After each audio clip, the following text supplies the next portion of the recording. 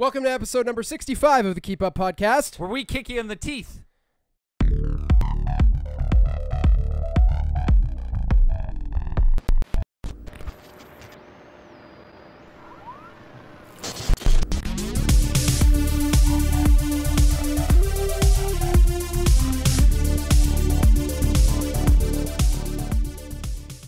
That's it, huh? All right. Hey, all right. Here we go. Hey. Episode number 65. Welcome to the Keep Up. My name's Brett. My name is Tim. You just went with your real name this time. Yeah, I was feeling Frank and Beans, but you said Brett, so I look like an idiot. Yeah, you just kept it uniform. Yeah. Follow the leader. And count the ducks that are hatching before you. Don't put all your ducks in a row because the basket of eggs will hatch in the moonlight.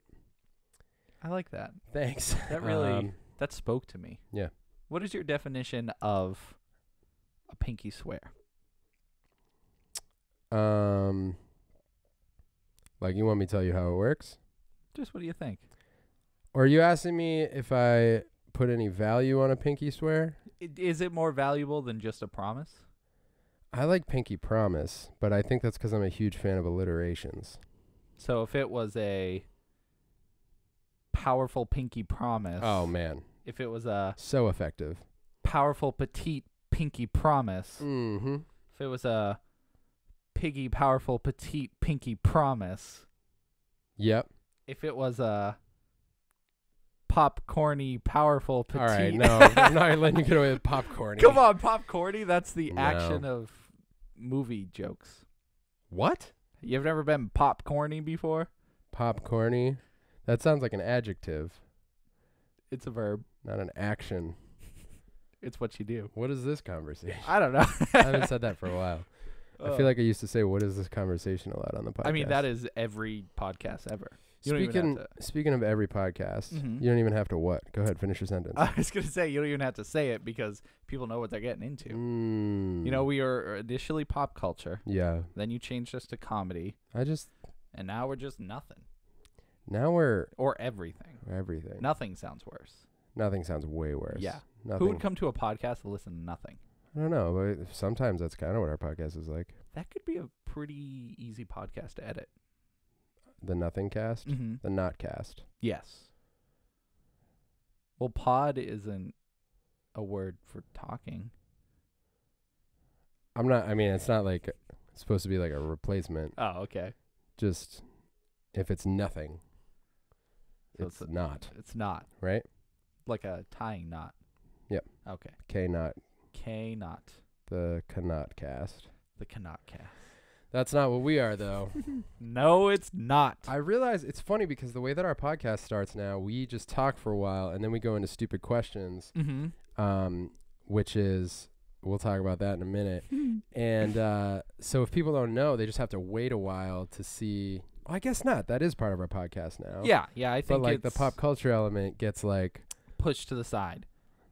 Right. Yeah, it gets pushed away. Mm. I think because the entertainment value will keep them there with this stupid question. Like, I want to know where this guy's going with this. Right. Where's he going with it? And we're going to pop culture land. Yeah. That's eventually, though, it's the scenic route. Right. You do have to see a lot of beautiful things on the way. Right. I just itched my throat with my tongue, and I don't know if it picked up on the mic. I mean, I heard it in real life. I don't know. These mics can pick up a lot of things. They can pick up a lot of things. I'm picking it up a lot of the things. Picking up a lot of things. Well, I don't really have a stupid question this week. You don't? Well, I have a question. It's not stupid, though. It's like, it's a real question. Okay, well, I have to ask you one thing before I ask you another thing. Okay. The first thing is it a stupid question or not? Because if not, I'm not going to put the transition in. I don't think it's stupid. It's more of a real question. Okay. It's one to get everyone thinking. Then I have another question. Should I ask it now or after this question that you're going to ask? Yes. Okay. What is your goal when we do stupid questions? Well, the idea initially is for comedy purposes. Yeah. But also, I like to ask the questions that people are just too afraid to ask. Too afraid to ask. That's the idea. Like, it's something that people are either sitting at a coffee shop or petting a dog, and they're like, why do dogs have teeth sharper than ours? And then, we just kind of go from there. But they don't want to just ask the person next to them. Yeah, they can't ask the dog, obviously. Right. Or the coffee they're drinking. Exactly. And I know you're a smart guy, so I like to hear your opinion on it, Mm-hmm. So, and I want to get everyone else thinking. Yeah. Because maybe they never thought of it before. So you ask the tough questions. I do. Right. I do it. I really do it for you guys. I take the bullet for the team. Yeah. And I don't trust the internet. And that makes sense. Mm-hmm. And I just want to say on behalf of the Keep Up listenership, thank you. Yeah, you're welcome. All right, what's your question? So it's not stupid. Not like stupid. I said. Hey, for stupid questions, if this is your first time, go back to like any other episode. I know. When did we start? I don't know. Go back to a recent episode because stupid questions have been pretty steady on this podcast. Yeah, I like to bring them every week now. Yeah. It gets the ball rolling, but It does. Roll the ball. yeah, this one I didn't really have one other than this, and I thought maybe it could fall in, but it's not stupid enough. So recently there's been like a little controversy in the gaming realm. Okay. When it comes to reviewing games, because a lot of the times the people that review games are not entirely interested in that genre of games. Okay. So do you think people who are interested in said genre of game should review it, or do you think it should be a neutral party that has nothing, like no attached? Where's the attachment? controversy? So with Destiny 2, Yeah. it was Cuphead actually. Destiny 2 followed after, but Cuphead, it's a super difficult platformer that's coming out on Xbox. Okay. And the game reviewer could not get past the tutorial. Like, it's a simple jump. It's a jump that a lot of people who play games would know how to do. It's like a double jump into that. Okay. So in the tutorial, it shows in the background how to perform the jump and the buttons. Guy couldn't do it for like 10 minutes. He's sitting there jumping, and he couldn't make the jump. So a lot of people are like, okay, is this guy even like legitimate? Is he? Right. How can he review a game if he can't even play the game? Oh, I see. So that led me to think like maybe it's better that someone who doesn't play games should review a game. But then again, they're not knowledgeable on the subject, so why? I feel like it's got to depend on. So I feel like. All right, my first thought is, what's the point of looking up a review on the consumer's side, and then what's the point of posting a review on the side of the reviewer? So, like, if we had a channel or like a platform, whether it's written or video or whatever, and the point was to review something that we knew nothing about, like when we did the Dungeons and Dragons unboxing, yeah. People got mad at us because we didn't know what we were talking about, but that's part of why we did it. Right. So like to have like an average look. Yeah, just like a casual look at something that we weren't super familiar with, other than we like sculpts and they were sweet action figures and they looked cool. So that's like why we did it. Right. But if you're reviewing something, like I guess to answer my own questions, like if we're looking up a review of a game, we want to know from the perspective of someone who likes to play games and regularly plays them. And you would think they'd know how to get past like a tutorial. Right. And if they couldn't, and it was someone you trusted, like you've seen them do other reviews, then it means something completely different. Then it's like, oh, this game's broken. Right. If that guy who plays games all the time couldn't get past it. Yeah, I don't know the history of the guy. But you want someone who's knowledgeable to review. Like, I've heard reviews from people, or a couple podcasts I've listened to before, and I really like the host and the content of the podcast, and they'll occasionally, like, review a movie. And I've learned over time that I just don't gel with this particular person's review of movies because I'm almost always on the opposite end. Right. And he or she will be like, oh, I hate this movie. I don't like these type of movies. I don't like these type of movies. And I'm always like, what? Like, these are great movies. So I've just learned that while I like that host and I like their content, when they're reviewing movies, I'm like, meh. Yeah, it's just like goes over your head, basically, because you don't want to talk to them about it or listen to them. Yeah, like I just know we're not on the same page. Right. So I guess what's the question? Is there value in someone who like isn't a gamer reviewing a game? Yeah, like would it be better for someone who doesn't play games regularly to get a better understanding of the game? See, no, I mean, even me asking that question, I'm like, nah. I feel, there's not really so that's my point on the reviewer's end. Like, if the point, let's say you and I have never played a video game, then it might be fun to like start a channel or a platform as like, hey, we're not gamers, but video games are like a huge thing in our culture. So we're going to like try a new video game every week and film us trying to figure out how to do it. That's a real cool idea. You know what I mean? I wish we don't play games. I know. So we could do right? that. We should find something we know nothing about. My Little Pony. I know a little bit too much about it. Shoot. I know. Okay. But that's a cool idea. I do like that. You know what I'm saying? Yeah, like, yeah. So that would serve a certain purpose. And then we would probably watch it, especially if you are a gamer. You would probably, that channel would actually be for gamers to watch non-gamers. Right. And To like see laugh. to see how they adjust to a gaming culture. Because like Rachel, my wife can't play video games because it stresses her out too much. And like if you hand her a controller, she lasts a couple minutes and is like, there are too many buttons. I don't know how you do this.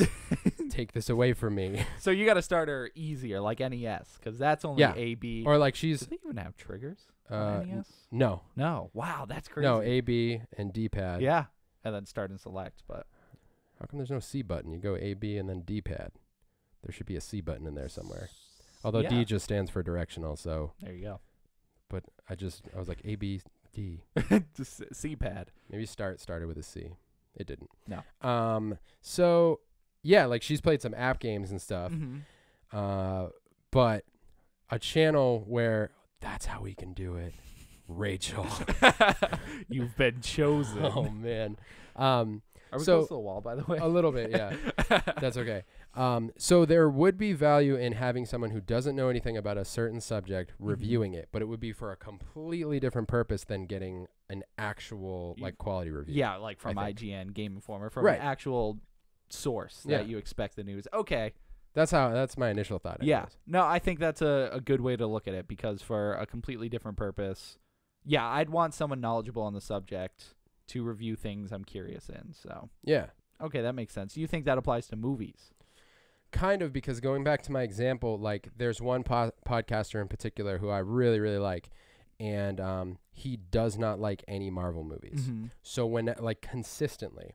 So whenever a Marvel movie comes out, I disregard his review. I don't even really care to listen to it. Not in a negative way. I just know he's listed the things he doesn't like about the MCU, and they're all the things that I love about it. Oh, so that's frustrating. So I know that he's not going to like this movie because it has all the things I love about it. So I kind of disregard that. Yeah. You know what I mean? So I think it applies. And then from there, because he specifically says I don't like Marvel movies, do you like not take his word on any movie reviews? No, actually, because there are some movies that we definitely vibe on. Like he'll like a certain genre. Like he likes I don't know. There are definitely other genres. I don't not trust his opinion.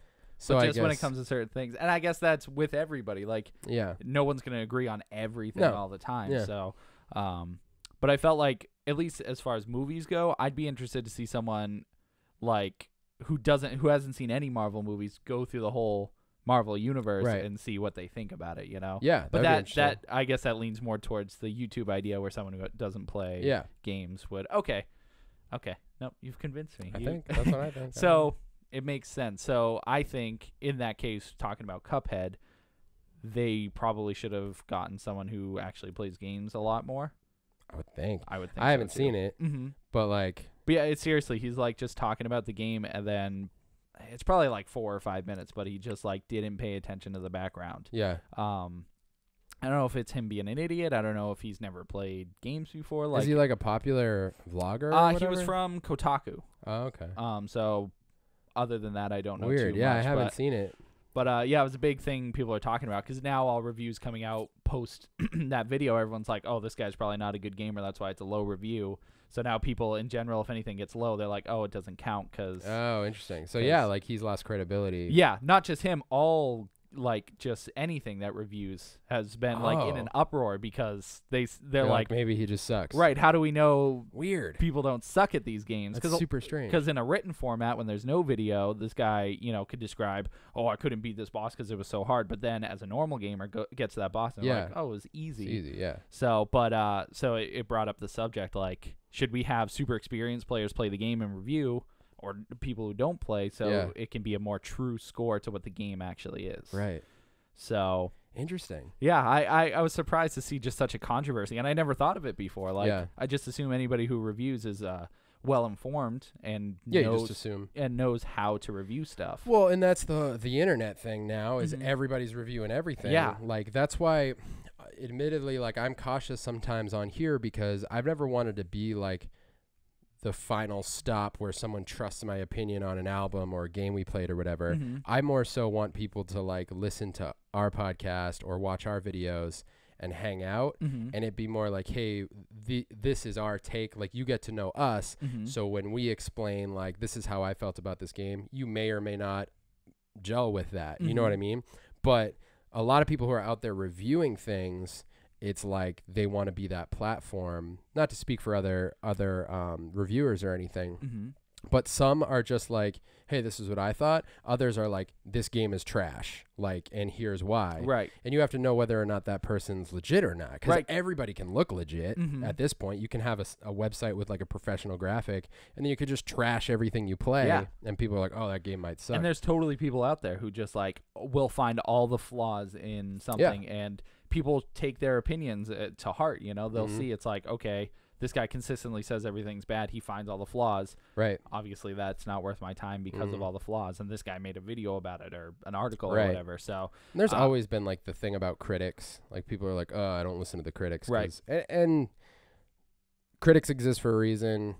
But also there's some truth to like, I could hate something. You could love that thing. So you can only like listen to it for so much value. Yeah, and I generally gauge when I look at critics. I do critics and public opinion, and then like get a mental average. You know, I'm like, okay, so it's generally around a 6 or whatever. Yeah. And then from there, but at least for me personally, I always go into a movie open-minded or play a game open-mindedly because, I mean, there's got to be something redeeming about it. People spend hundreds of hours, thousands of hours trying to do whatever they're doing. Yeah. So I don't want to discredit them because everyone else says it sucks, you know? I literally, it always feels personal to me, and I'm pretty sure we've had this conversation before. Oh, I know that we have. Like, maybe it's because we, like, create things, but sometimes that makes it worse for people, but, and trust me, there are some things I've seen that I'm like, how did so many people let this slip? We always rag on Mortal Kombat. So bad. Not the first movie. No, Annihilation. It's terrible. And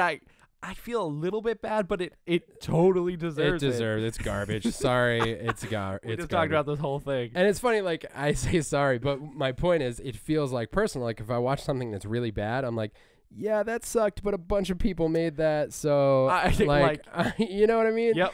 So that's funny because that's how people in the past have been like, dude, you're way too easy on movies. Like, you like everything. And I'm like, I don't like everything. I just don't want to be a jerk about it. Right. Don't want to be that guy who's like, that scene was awful. Yeah, sorry, man. That's rough. For that one guy that's like, I did everything in that scene. I worked so hard. He's one of the few people listening to our podcast. Right. The guy who made Mortal Kombat. Annihilation. Yeah. Every week he listens for us to say something good about it. If you're the guy who did the CGI in Mortal Kombat Annihilation, I just hope you found a different career path. Please.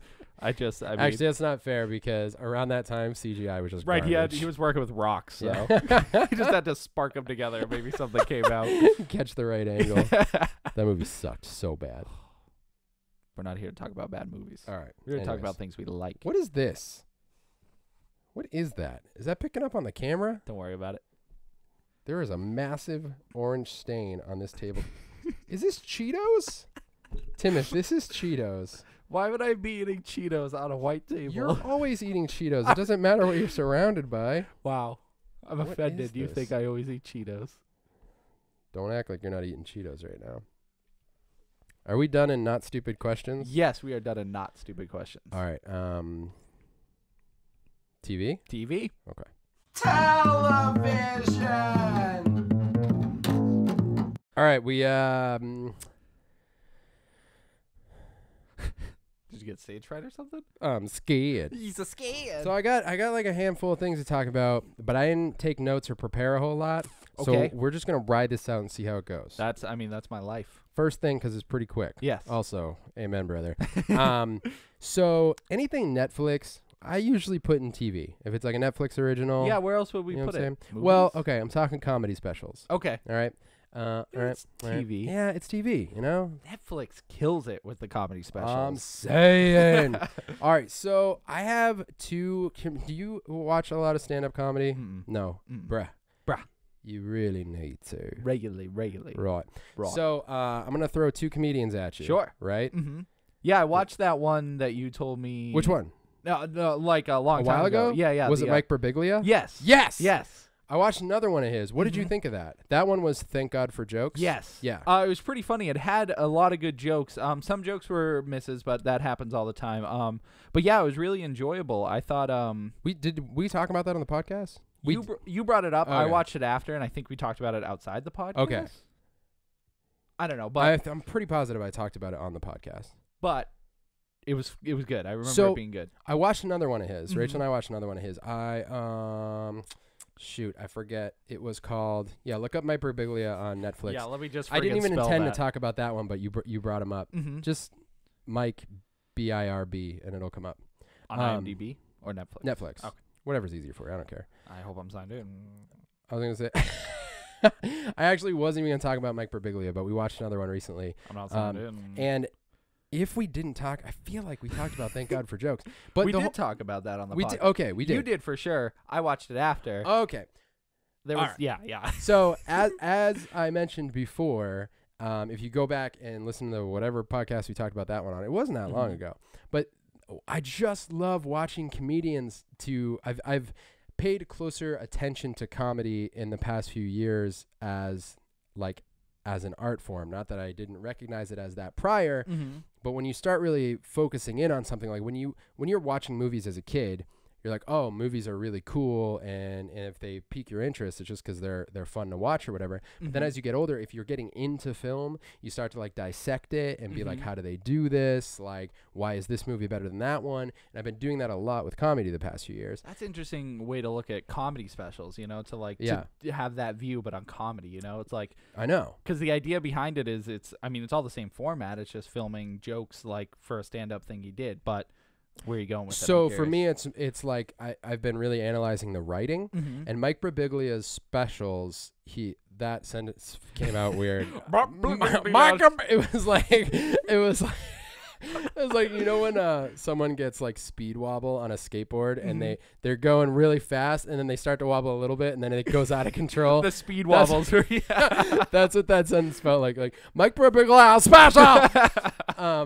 Anyways, his specials always have. Was it a newer one or older one? I actually don't know. Because his most recent one is Thank God for Jokes. Yeah. Okay. So it must have been older. There's one called What's Next. Let me see. Yeah. Well, I wasn't signed into Netflix, so I'm on IMDb. Yeah. That's fine. That's fine. What the? Oh, this has too many things on it. Tim. My sleep. And plus, you don't. My girlfriend's boyfriend. Is that him? You gotta watch. Okay. So he always has these like huge overarching. I like arcing. Yeah, I do too. Archangel or Archangel? Archangel. Samesies. Yeah. Overarching themes to his specials, whereas other comedians just have like they have sections, you know, or they're the one-liners or whatever. And I'm sure we talked about this before, but his specials, like this will be the third one. One I've listened to, these two I watched on Netflix, and the way that he weaves his stories are unbelievable to me because the way that he weaves his stories. You can't second guess yourself because that's my job. You're too not many, allowed to. There may have been awkward articles in that sentence. It sounded right. The way he weaves. It depends whether I said way or ways. The way. Here are my two options. The way he weaves his stories is, and then whatever I said. Right. Or the ways he weaves his stories are. Freaking English language. Yeah, I know, right? Whatever he does is great. Yes. And, you know, he does this thing where you forget about the initial story that he's telling because he moves into another one and it's so captivating and hilarious. And then he will just, without even a transition, sometimes there's a transition, but you don't even know it is until you're back into the other story. Right. So it's just very like intricate the way that he tells his stories. And he ends on like this thing that wraps everything up nicely, and it's so impressive. Yeah, like, he from did a that in writing standpoint. Thank God for Jokes. For Jokes, yeah. Yeah, because he like throughout the whole special he was setting up nice. Oh, you got it. Brutal. Put it on the orange stain, which we found out was hot sauce. Shut up. Mosquito Corpse. So death metal band. That's sexy. It's gonna be. So thank God for Jokes. Yes, he told a bunch of stories like you were saying throughout the thing, and how he wraps it up is so like fast. How he did it, because he like connects one point to another point to another point, and then the whole joke at the end is like a joke he started at the beginning of the thing, and you, like you said, you don't remember. But somehow magically you're like, oh, yeah, he said that beginning to that joke at the beginning. So, yeah, I only saw one special, but that was awesome how he did that. Right. So that's why I bring it up again, because also in this one, my girlfriend's boyfriend, it's like he does that a lot where he'll start a story. It's really funny. He moves into something else. You almost forget about that other one, and then he brings it back, and it's all tied together, and it's like so well written. So it's so good. So Mike Birbiglia. Yeah, that guy. Birbiglia is so great. And I think I can't figure out who my favorite comedian is. It's either him or Dane Cook. Chris D'Elia. Yeah, I was close. So I had been listening to the first time I ever saw Chris D'Elia was in a very short-lived sitcom called Whitney, which starred Whitney Cummings and Chris D'Elia. Came out I don't know, 2004. I don't think it was that long ago. I think it was the early 2010s would be my guess. I'm going to say, all right, make a guess. All right. I guess I should just stick. But you said teens? What year is it? I'm going to say 2012. I'm going to say 2014. Why am I not signed in? Because... What'd you say, 2014? Yep. You're not ready to Whitney 2011 to 2013. You're close. I win. You do. That was the first time I ever saw him. We only watched a couple episodes. It did not last very long. And then recently, I forget where he... Oh, it might have been... I was listening to like comedy, like some radio station that I started on Spotify or whatever, and he came up and I was like, I remember this dude. Maybe it was a Facebook video. It was like a clip or whatever. So I looked him up on Spotify and listened to his album. Which, may I add, how cool is that you can listen to comedy sketches It is the best. Comedy shows on Spotify. Like full albums. Yeah. It's so great. I've used it a ton for that. And I listened to the album. It's called, I believe it's called White Male Black Comic. And it is hilarious. I listened to it multiple times. The first time in a long time that I've listened to a comedy album like 3 times straight through. That's pretty funny. And what it is about him, especially like I can use, because Mike Birbiglia is so intricately written, whereas what I love about Chris D'Elia, and it's just different, I'm not saying I like one or the other better, but what drew me to Chris D'Elia is it's like he's just goofing around with his friends when he delivers stuff. And one of his signature things is he laughs at his own jokes all the time. So like he'll be in the middle of delivering a joke and he'll start laughing at it, but that's like his thing. And when he starts laughing, the crowd starts laughing, especially if you know his comedy, because you're like, oh, he's doing the thing. He's doing the thing that he does. And the other thing he does is he will start his jokes like 3 times sometimes before he gets to it. And he'll be like, yo, like, you know when, yo, okay, yo, all right, yo, all right, here's a, yo, all right. And he'll do that over and over again. And it's like he's just telling these stories, these jokes, like he's just hanging out in a living room with you or whatever. But it's so endearing in his comedy. And he does have, well, to talk about some specials in particular, there are 2 on Netflix. One is called Incorrigible, and the other one is Man on Fire. Man on Fire just came out this year, and it's so great. And specifically in Man on Fire, he has a pretty negative outlook on a lot of things, and that's where the source of a lot of his jokes comes from. And near the end, he like ties things up in a way that's like, all of this negative stuff I've been talking about, like I had an experience recently where I realized like maybe it's okay. Like the whole theme of the show is like, you are not the star. Like nobody, like you're not the star of your own movie. Everyone feels like they are, but you're not. And then at the end he references, it almost feels like spoiling it to say how he brings the show home, but they're both really, really great. I would recommend watching both of them, and definitely listening to White Male Black Comic. I hope that's right. He only has one album that I know of, but those 2 specials are on Netflix. Definitely go watch them. He also does like, he goes on these really like long bits where he'll drag out something super goofy. Like he does this one about if football teams were actually what they were called. So if you went to a football game and it was actually Bears versus Lions. Oh my God, how sick would that right? be? And he drags that out for a little while, and it's so funny. And then afterwards he makes a joke about how he knows how goofy that is. And so it's all this like, it's very like self-referential where he's like, I know what I'm doing. I know you guys know, like when I can't, sometimes he can't get through one of his own jokes because he's laughing so hard at it. And those are the funniest moments. So it's like Saturday Night Live when they break character. Exactly. And that is the best. Yeah. And it's when he has a couple signature things, like when he does kids' voices. He has this really unique way of acting like a child that doesn't really make sense. But when he does it, you know it's his kid voice. And those are like my favorite parts. Does he like talk like an adult but in a child voice? Kinda. Like the way he does it. I could imitate it because we've been quoting it a lot in my house lately. But it's just very like, you're watching it and you're like, I don't know why that's his kid voice. Like it's one of those, you know what I mean? was he like as a kid, you know? Yeah, exactly. So it's really, really great. Chris D'Elia, Man on Fire and Incorrigible. They're both really funny. Definitely R-rated comic, so heads that's up. fine. I mean, that's the only good comedy. That's the majority of them. He's really, really funny, and I've been loving him lately. And I think he's my favorite comedian. Wow. He and Mike Birbiglia, but their styles are so different. Right. That's great. And that's why everybody should go watch. Let's see. I'll say watch. Watch them all. Watch them all for sure. But I want people to watch Man on Fire by Chris D'Elia and Thank God for Jokes by Mike Birbiglia. Those need to be watched. And that's all they have on Netflix for those guys. No, the other 2 are on. Oh, those 4 are on there. Okay.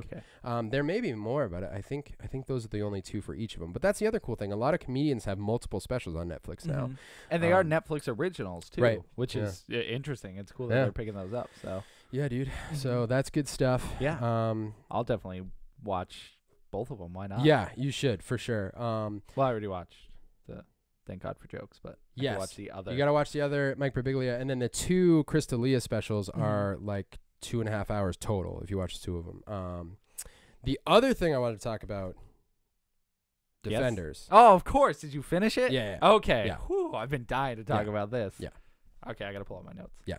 So what'd you think? All right. I have some questions. We're going to go spoilers here, okay? Okay. Everyone to know we're going to go spoilers. Spoilers. You cool with that? Yes. Okay. Yeah, I have notes that are spoiler free, but I can go into spoilers. I mean, maybe we don't have to. There's not a ton of stuff that we need to ton of stuff discuss spoiler wise. I don't think. I mean, the ending, but I mean, yeah, but a lot of my I know. Where should we start with this? The beginning, I guess. We could just work our way through the series. Sure. Okay. Sure. So first episode, we'll start there. Yeah. What'd you think? I'm not gonna go episode to episode, but here's the hard thing for me. Yes. We watched it like so consecutively. I feel like I have overview thoughts because we watched them all pretty quickly. Yeah. Relatively speaking. I watched it in 2 sittings. Yeah. 6 episodes once and then 2 the other night. So. And at this point, I finished like a week and a half ago. You've been done for like 2 weeks. Yeah. Probably more. I finished 2 days after it came out. Yeah. So I don't feel super fresh on it, to be honest. But I have some overviewing thoughts. So I don't know if I can go episode for episode. But if you want to start like that. Well, we can separate it. Like the first 3 episodes, kind of like its own arc. Because basically how it's set up is you get caught up on all the characters. You see where they are now, what they're doing, and how they're all going to connect. That's basically the first 3 episodes. And then from there, that's when Defenders really starts, when they become a team. I thought they did well with the Where Are They Now section I was really into that because, I mean, Jessica Jones we haven't seen for like 2 years. Yeah, at least that's what it feels like. It's been a long time.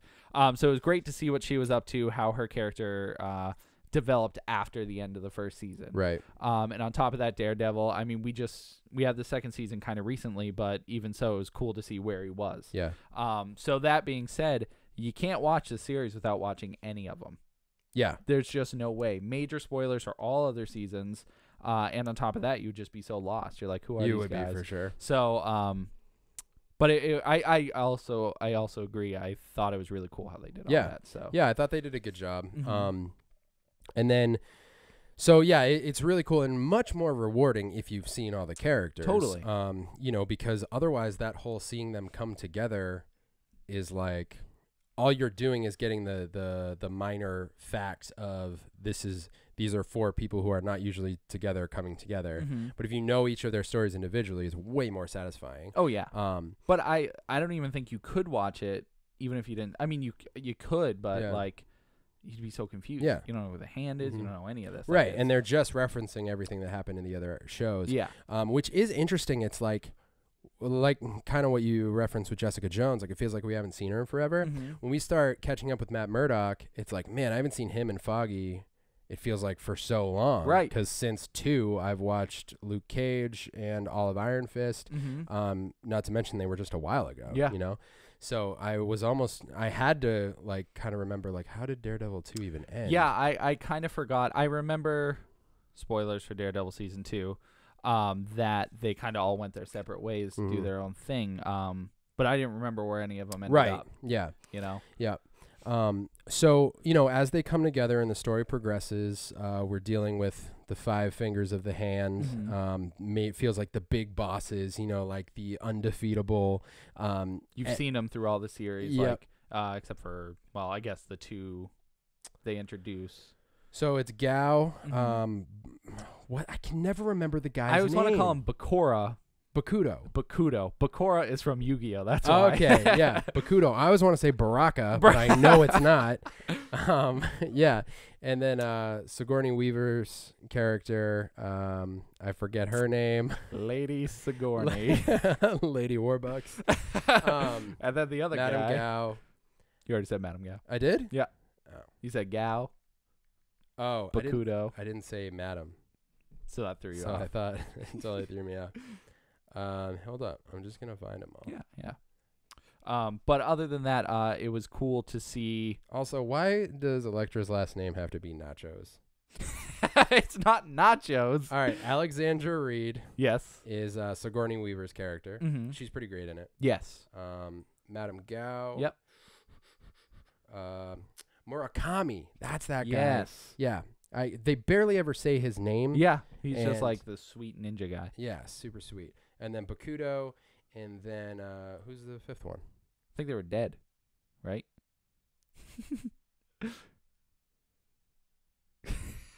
Oh, he's the one who gets kidnapped. Oh, yes. I mean, Sawande. he is dead. Or Sawandi. I'm not sure Spoiler. how you pronounce it. Yes. I forgot about him. I know. Well, yeah. So, they're the big bads. It's like, obviously, they need to put together like a crazy evil team for all the defenders to be together. Right. I think starting to see all the interactions with the characters is cool. I think, okay, here's one of my overview things. Yep. In regards to character interactions and in regards to action. Yes. I felt like there was something amiss. It didn't quite reach my expectations like of it Avengers level. I guess Is I don't even want to compare it. I feel like you know how last week we were talking like fighting styles in video games? To me, the action in Avengers feels like Street Fighter, where the action in Defenders feels like Mortal Kombat. And what I mean is it feels like a slower, heavier, more realistic action. Okay. Whereas Avengers feels like a more like Marvel versus Capcom. You can like, jump really high. They you have can, lasers. There's you can knock someone across the room and there's going to be no blood. Whereas in Defenders, the standard is Luke Cage throwing someone up against a wall with little to no effort, but it's like a heavy, like brute kind of thing. Same thing with Jessica Jones. Yeah. Daredevil's the fight in the hallway or the Punisher's fight in the prison. It's all this up close, like real life kind of stuff. Yep. And I felt like there were a couple really solid action scenes, but I didn't feel like there was anything where I was like, oh man, that was like right. Well, no, I had that moment when they first all meet up in the Chinese restaurant. No, before that, when what's his name, Danny, he goes into the building to confront the hand, and then they all meet up. That one was cool. That was that scene for me, the hallway scene. I'll give you that. Just because you're like, oh, this is, because at that point you waited 3 episodes to get to the point where they all meet. So that was a good payoff. It was. I'll give you that. But I am with you where Luke Cage and Jessica Jones, their fighting styles are just lift and throw or a weird punch, you know? Sure. It's okay. I mean, they fight like that. Yeah, and that's whatever. I guess, like, now, and we've talked about how I think the fight choreography in Luke Cage, I'm not saying it should be like, you know, choreography-wise, it should be like intricate. I just felt like it wasn't like super well executed. Yeah, I don't know how it could be better, but it certainly can be better. I feel like you gotta like do cool stuff with what they can do. Yeah, I mean, because he doesn't kill them, he can't like, you know, break a guy over his knee or whatever. Yeah, that's true. He could break bones. I think it'd be interesting to see like him punch a guy, like collide with a guy's fist and break it, which I don't know. Yeah, I think stuff like that. But his character's not, I mean, he's not really a fighter anyways. Like he doesn't want to fight, so. Yeah, that's true. Yeah, and then, you know, ultimately you have the final, not to jump ahead, but in regards to action scenes, you have like the final big fight. Yes. There are kind of 2. There's the face-off with the remaining members of the hand or leaders of the hand, and that's pretty cool. In that scene you have Daredevil, Jessica Jones, Luke Cage, and Colleen Wing, because they're going to retrieve Danny, if I'm remembering correctly. Yep. And there are a good amount of good fight scenes, I guess. I just, for some reason near the end, I was feeling like we never got that big one, and at the very end, that scene in the garage was really cool where they're fighting like they do the one-on-one kind of thing. And then the one at the very end was cool when they're all fighting, but it was kind of dark. It was dark. That sounds like a nitpick, but it was like... It was tough to see the fighting. Yeah. And they did that cool like spanning shot where they go around and everyone's fighting and then like switching in and out of the shot. But I'm with you. It was dark. It was hard to see a lot of punches connect and to see the reactions of guys and stuff. Which was, you know, probably intentional. And scenery has a lot to do with it. The setting, I mean, it was a dark setting. Yeah. I will say I love fight scenes set to hip-hop. Oh, yes. When it, like, broke into that track, I was like, oh, there we go. Like, it's so sweet. It was really, really cool. I love it so much. Yep. I'm also mad that Iron Fist and Luke Cage never discussed hip-hop at any point. Well, I mean, he wasn't necessarily into it. Luke Cage. All of Iron Fist. No, I know Iron Fist. Luke Cage, on the other hand. I guess that's true. They never... that was all for the viewers. That was never... That's true. And maybe he's more of a jazz guy. I guess. But they just never... I guess that's true. I just associate the entire backdrop of Luke Cage because the music was such a big deal. Yeah. So I, for some reason, expected like... Your dad would be like, hey, I like the music in your show, you know? No, like I wanted a scene where, you know, he always like meditates to hip-hop. Right. So I almost wanted there to be some kind of like recognition of that. Yeah, some kind of nod. Which, may I add, those two together were really good. I like their dynamic, and even Jessica and Daredevil. Yeah. It was cool that they kind of split off and did their own thing as like duos and stuff. And on top of that, Danny, I think as a character I liked him a lot more in this than I did. You did? Through a good chunk of Iron Fist. Okay. Because he was like goofing off. He looked happier a lot more, you know? Yeah. And so I don't know. He just like made jokes with Luke Cage and like, I don't know. He seemed like a more fun character. Like when they were in the Chinese restaurant all eating, you know, he was stuffing his face and everyone's like, this is serious. He was like, I'm hungry. Yeah, you know? right. Yeah, no, I'll give you that for sure. I think he definitely, you know, you see the way he interacts and he like wants a team. He wants a family, which that's part of his thing is him losing his family. You kind of see how he reacts to having people around him. And he's like, no, guys, we got to work together. Yeah. Like, so I did like that aspect. While we're talking about Danny, though, he confuses the hell out of me. I cannot figure out that character. He's frustrating. Okay. He's very frustrating. Here's what it is. I think I nailed down my problem with him. He's Iron Fist, right? The immortal Iron Fist. Which we hear that plenty through the series. Plenty, right? So he's always saying it. And he's also always constantly like, people will out loud say, you are the worst Iron Fist ever, right? So it's obviously intentional that he's in this like growing up, learning how to fulfill his role kind of character. But it doesn't seem intentional enough. So a lot of times he just sounds and looks stupid to me. Yeah. Like I get, like, if it was explicit that he's like stumbling through his role as the Iron Fist, it's like, okay, he's that character who's like not quite there yet. But because I don't know what it is, but it doesn't seem obvious enough that that's what they're doing with his character. Yeah, I mean, he seems very much established as the Iron Fist. Like, Right. he's been training his whole life for it. He got the honor of doing it, so clearly he's capable of being the Iron Fist. But, and on top of that, we went through a whole season of him fumbling, trying to figure out how to be the Iron Fist. So, like, why spend more time on him being, you know, trying to do whatever he's trying to do? And he seems to like he doesn't have his emotions in check. Yep. Daredevil's a better fighter than him. And I feel like that's shown. Like, there's one point where Daredevil's fighting Murakami and Bakudo, like, at the same time. Right. I mean, Daredevil's winning. Yeah. So it's like... and he couldn't, like... Well, he beat Bakudo before. He did, with Colleen. I thought he just fought him... He fought him in that when Danny went down to the computers and found the truth about. Oh yeah, that's true. And he fought, and then he ran away or whatever. I just feel like all the anticipation about Iron Fist was like, this is gonna be like a kung fu epic. Yeah, he's gonna be incredibly powerful. Yeah, and he's like dumb. And whenever he breaks out the Iron Fist, it seems like he might get one or two like good hits in, but outside of that, he's just launching around with this like glowing hand. Yeah, and it's like I don't know. And I agree. I enjoyed him more in this, and I've said before, like, it's not even like Finn Jones. I don't have a problem with the acting. I just can't figure out what's happening with the character. It doesn't feel obvious enough. Yeah.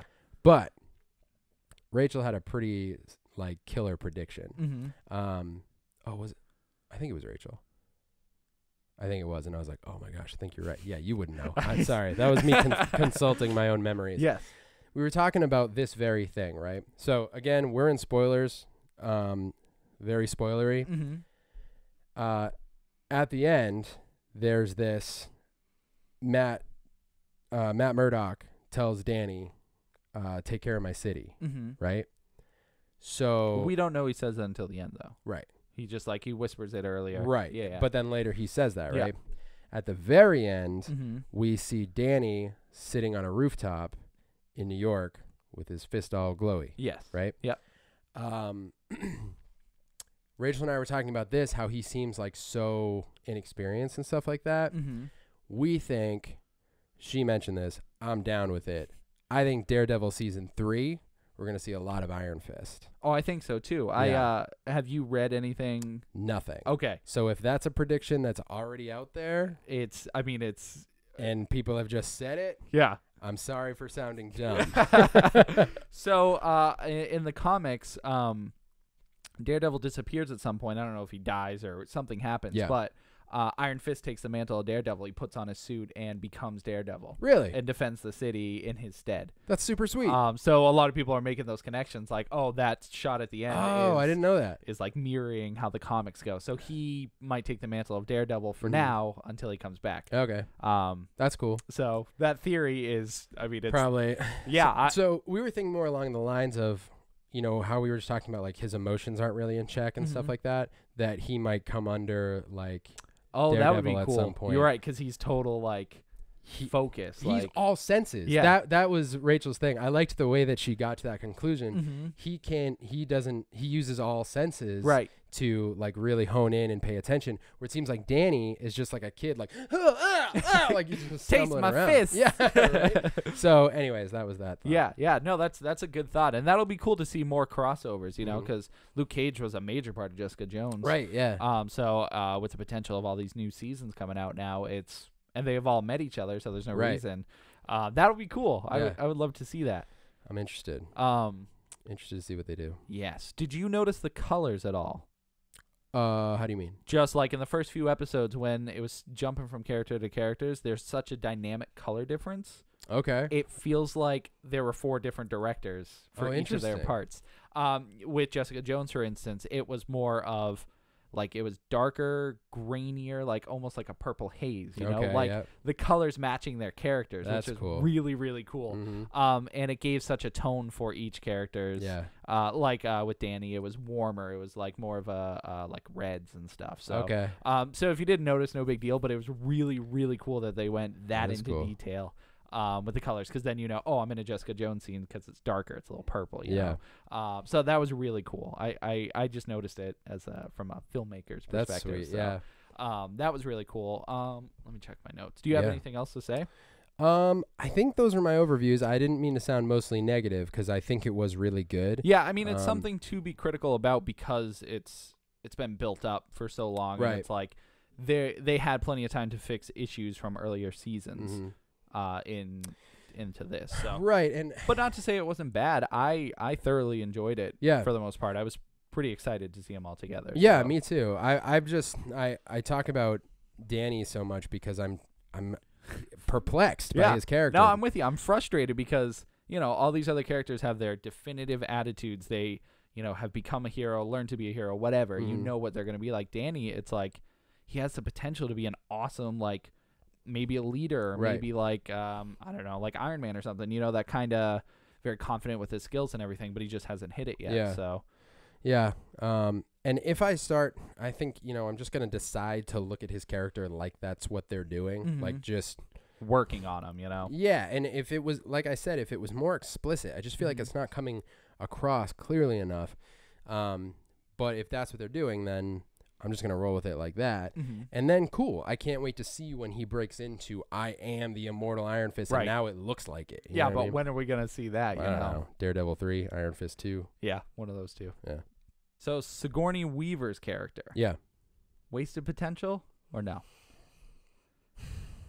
You think it was better that she was No. used as a twist, or do you think she would have been better if she stayed longer? I think what they did was fine. Mm-hmm. I think I'm fine with it. I mean, it's kind of cool because that season now has like its own villain. Yeah. You know what I mean? Like she was the key villain in that Mhm. season. It's hard though, man. Like in Luke Cage, this is a massive spoiler, so I won't yeah. give names, but there's a certain villain that I wish was still around. So yeah, they did the same thing in both of them. You know, it did the old switcheroo basically, and that was a lot of complaints for Luke Cage was that character. And there are many villains in Luke Cage, so I mean, it doesn't feel like a spoiler to say it like that, but there is one that dies, and you're like, huh. Right, like why? Once again, wasted potential. You Yeah. know, you feel like that villain is set up to be a great villain. You know. And I don't know if it's because I didn't feel Sigourney Weaver's great and the character's cool, I get what you're going, though, but I don't know if she was like my favorite or the most intimidating part of the hand. Yeah, even. she didn't stand out as a huge threat. You know, in the trailers, they made her seem like this. She's gonna be like a crazy fighter, and Right. like she's a huge threat and all this stuff. Not really like that. To me, Gao is like Yeah, the worst. well, she's got like mind powers too. Yeah, and the way she talks and manipulates people, like and she's been there since Daredevil season 1. Exactly. You know? So she seems way more like a leader than anybody else, which I'm surprised they didn't take that direction. But I mean, whatever. What can you do? But did you feel like it was wasted potential? Like, well, it's just like the star power behind it. But no, I think Yeah. it was better for a twist because I was like, okay, there's no way they're gonna kill her off early, or you know. But they did, and it was cool. I was like, whoa, hey, what's going on? So it was good for twist purposes, but other than that, I mean, we didn't have enough time to really like embrace her anyways, you know? Right. Yeah, it did feel a little bit like that. So, I guess that's all I had to say. And the ending, I thought a little bit predictable because I think there had to be, but I expected... well, we're talking about spoilers anyways. I expected Daredevil to just like show up out of the rubble, not set it up for the next season. Right. Which is weird because if nobody, you know, if you don't watch Defenders, starting next season, Daredevil's going to be way weird. Right. Yeah. Because that starts off in a way different place. And Yeah. all that stuff. So Yeah, these are all super, super connected. Yeah. And did you watch after the credits? I didn't. I know. My friend was like, dude, have you not learned? Do you know what it is? Yeah. Yeah. The so teaser. Yeah, it's just a short teaser for the Punisher show. It was really cool. But yeah, it's funny. I don't think of these as looking after the credits. It's Marvel, but it's Netflix Marvel. Yeah. Especially Netflix like jumps you to the next episode of whatever. Right. So you're just like, I always last episode of any season, I always fast forward past the credits because I always have like the little block so you can see what's coming up. So we also didn't really talk about Elektra at all. Yeah, I mean, meh. I mean,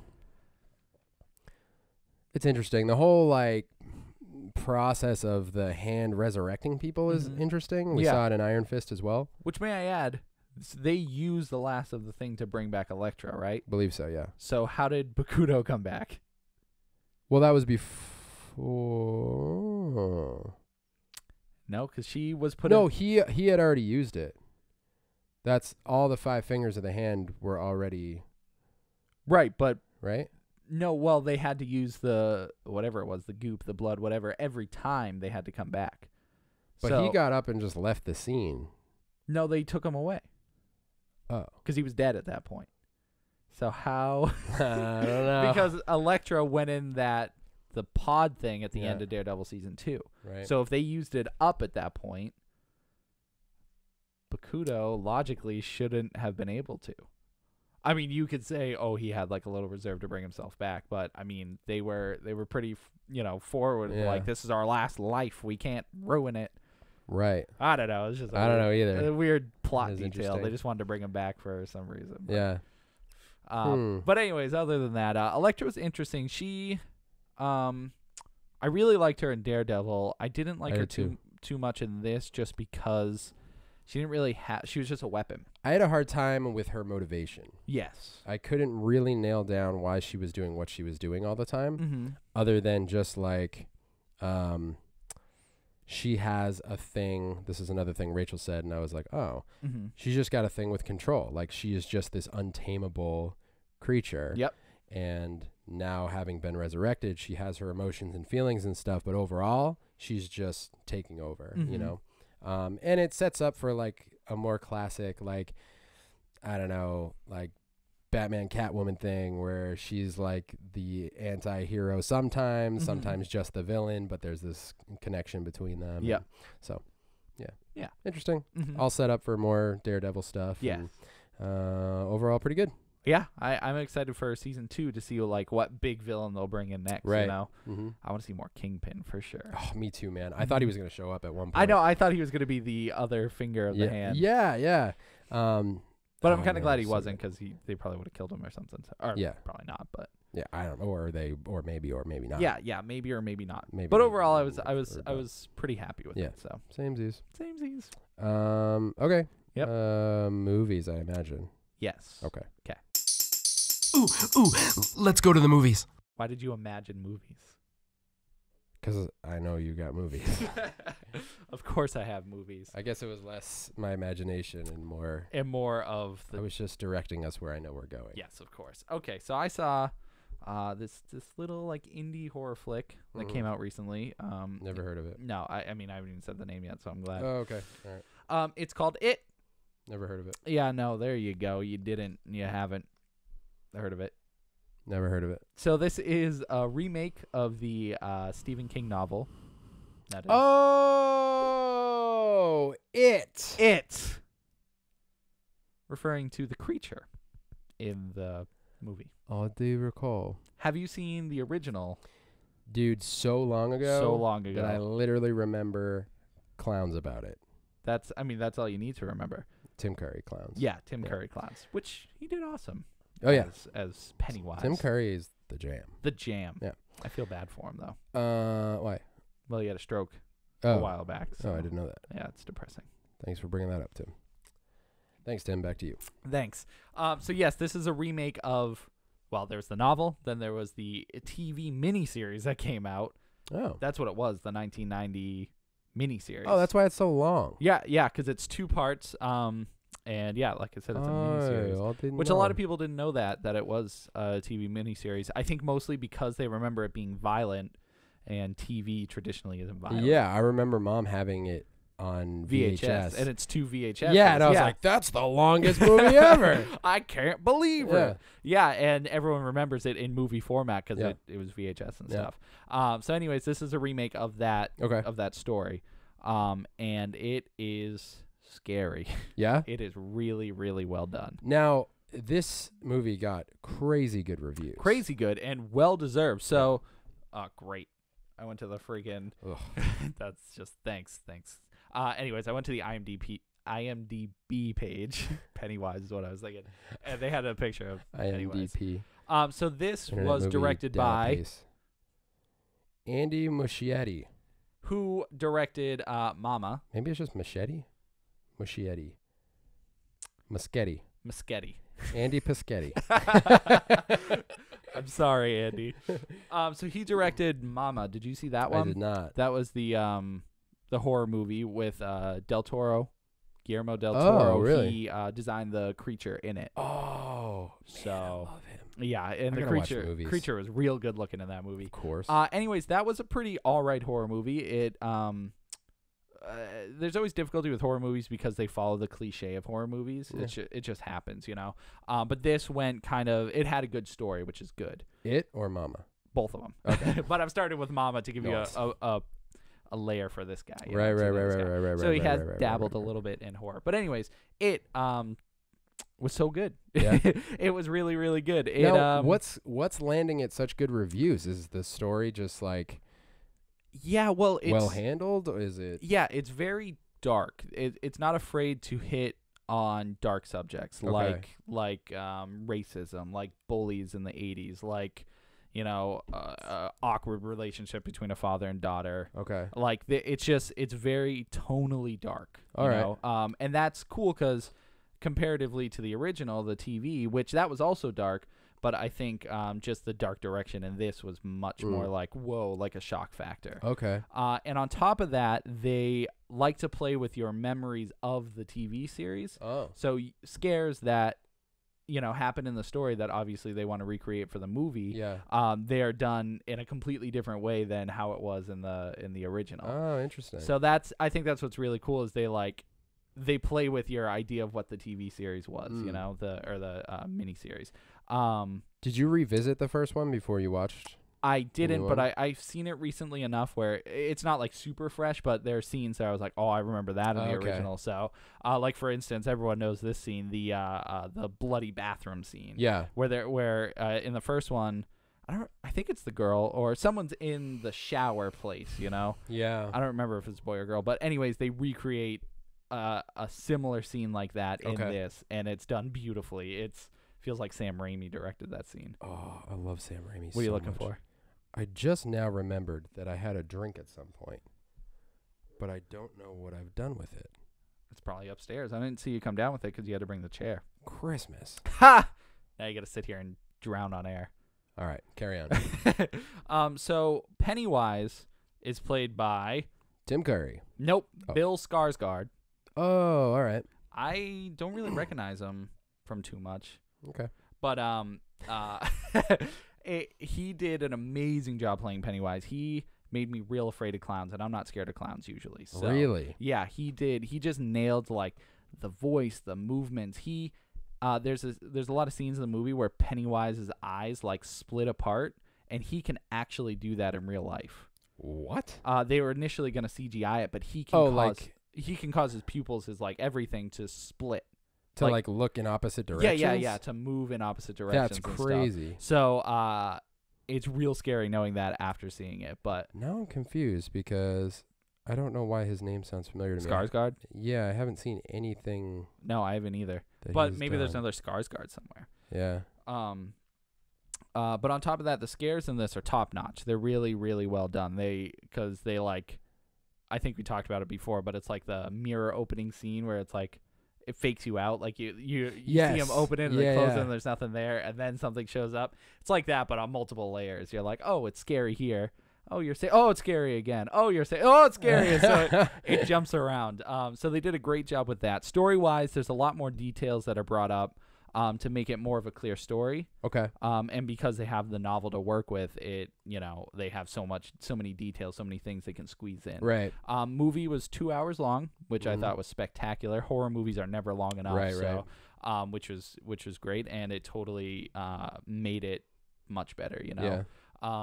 And it had that Stranger Things, Stand By Me, like kids fighting a grand enemy vibe. Dude, it's like the perfect combination for It some is. reason. It's nothing is more exciting than seeing kids fight a super demon. Yeah. I don't know why that is, but it's real good. But special effects were done pretty well. I mean, it's not the best, but they're really, really good, like how they're used. Okay. And the coolest thing about the villain, it is what it's called. Obviously, forget. Is that what it is? Yeah. Interesting. It's a creature that They revealed that in this movie? Yeah. I was pretty surprised. Yeah. I thought the sequel, Finally, we know. Anyways, this creature can turn into the character's biggest fears. So you don't only see Pennywise, you see like this weird. One of the kids is Jewish, and he in his mosque. A Jewish church? Is that a mosque? Temple. A temple. What's a mosque then? A mosque is For Islam? yes. Okay. Yeah. See, I was close. Yeah. So temple. I thought you were talking about a yarmulke, and you called it a mosque, and that was very funny to me. That's fun. Well, because I did the movement. Yeah. You know how they wear the mosques? Anyway, so there's this picture of this a woman, but her face is all like melted and stuff, and the creature becomes that. So you jump from like Pennywise to that creature. That's to cool. like a bunch of different things. So I would suggest anybody see it. Theater, hands down, is where you should see Really? it. It is definitely a horror movie for the ages, Any significant soundtrack notes? I've I've been paying a lot of attention to that in horror movies. Yeah, I mean, like for jump scares and stuff, this I think it didn't like turn the music up to 11 when a scare happened. Like it was loud, but it was not like it wasn't like used to scare you. Right, exactly. It was just used to make the event scarier. Okay. Cool. And what else? There was I did in D-Box. That was the other thing. Oh, I sweet. watched. So D-Box, if you guys don't know, is where it's like IMAX, except the chairs move with the scenes. Have you done that before? No, that was my first time ever. So it was basically the reason why I got it was because the theater, we got there like 10 minutes before the movie started. Okay. And I was like, okay, well, we're either going to get a terrible seat or I get the D-Box, because those are always reserved. You can't just sit in it normally. Yeah. So I was like, all right, I'll go with the D-Box just to get us a good seat. Right. It was great. It made the movie so much better because like there's a scene at the beginning, Georgie sends the boat down like the water. Yes. It's raining out, and Georgie wants to send a boat on a water adventure. So the chair, when the boat turns, the chair literally like moves with the boat. So you're swaying back and forth as it's going through, and like when a scare happens, it like shakes real fast and makes you move up and down. That's cool. So it was a lot of interaction. Yeah. And I wasn't sure how it was going to work in a scary movie. I was kind of nervous because I was like, oh my God, it's going to give me a heart attack every time something happens. But it made the experience totally like 10 times better for sure. I guess it makes sense. Yeah. Like, I mean, like when they add these things, a lot of times it's like, who needs that? Right. It's and just then a gimmick. Yeah. And then you do it and you're like, oh. That makes sense. Yeah. I want to do D-Box. I guess it depends on, like, an action movie must be amazing. Like, if there's a part with a machine gun, you'd be like, I was just going to say, though, it's just going to, like, jackhammer the whole time. That's great. But, yeah, just go see it. It's if you like the original, I think, personally, it was better than the original. Yeah. I think this is a great way to get a new age into it. I think we're at a point where that's not weird. What do you mean? Where, for a long time, I feel like, and still in most cases, it's like the remake is not as good as the original. Yes. I think we're maybe getting to a point where, depending on what it is, it is possible that with current technology, modern makeup styles, different methods of filming that have become popular in recent times, advances in everything involved in filmmaking, could actually, and storytelling, the way we tell stories now has even changed. You know what I mean? Like, obviously all the core elements are still there, but even just like, I don't know, with every year that passes in any like sphere of art, I feel like new influences emerge, you know what I mean? And new blends of techniques and strategies and stuff like that. So I feel like we're at a point now where it's like, yeah, that's possible. It could be better than the original. Yeah, you know, it definitely that's could. like the ultimate sin to say that like, oh, it's not better than the original. Right. It's like, it might be. Yeah, you hit the point. Like, the thing with the original is it had scares that weren't meant to like jump out at you, but make you feel uncomfortable. Where this one was more of the jump scares, but on top of that, it had the nice blend of making you feel uncomfortable after. You know what else is interesting? That maybe that feels like an okay statement because the original isn't even the source material. Right. So it's almost like based which off one of did book. it better.